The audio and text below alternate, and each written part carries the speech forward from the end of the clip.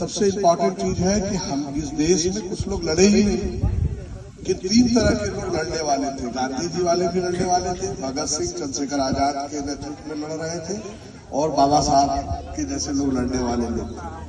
तो देश तो सबका है, और जो है भगत सिंह को पढ़ना जो है ठीक है।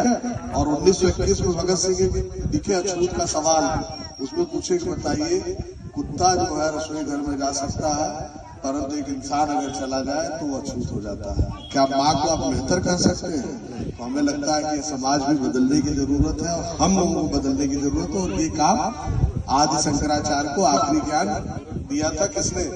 महादेव। नहा के एक दिन जा रहे थे इसी काशी में, काशी विश्वनाथ जी को जल चढ़ाने गंगा जी में, तब तक एक चांडाल दिखा, और वो चांडाल जो है मतलब उन्होंने कहा उनसे उठो उठो। वो चांडाल जो है 5 मिनट बाद महादेव में बदल गए। वो महादेव थे। महादेव ने कहा कि प्रभु तुम में भी ब्रह्म है, हमारे में भी ब्रह्म है, कोई जो क्यों छुआछूत ब्रह्म के बीच में कर रहे हैं।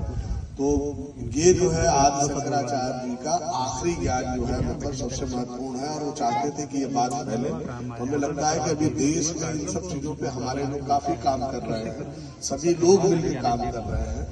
तो हमें पुरुषवाद की खिलाफत करनी है, बड़े लोगों को, पुरुषों की नहीं करनी है। जातवाद की खिलाफत करनी है कि ऊंची जात में पैदा हम जैसे लोगों की नहीं कर देनी है, क्योंकि हम भी लड़ रहे हैं, धोबी के कुत्ते हो जाएंगे न घर के न घाट के। और उसी तरह से सांप्रदायिकता की खिलाफत करनी है, पर धर्मों और मजहब की नहीं करनी है। तो ये बात करके हम आखिरी करेंगे, कुछ कर सके हम लोग कॉन्क्रीट आगे चल करके इस गाँव में। जब अगले साल आए तो हम कुछ निर्माण का काम कर सके, रचना का काम कर सके, उसके लिए हम लोग प्रतिबद्ध रहे। और हम विशाल को ज्यादा परेशान करने वाले ही हमको कर रहे थे, अब इनको हम ज्यादा परेशान करने वाले। धन्यवाद श्री लता जी, और यहाँ उपस्थित सभी लोगों को हार्दिक धन्यवाद।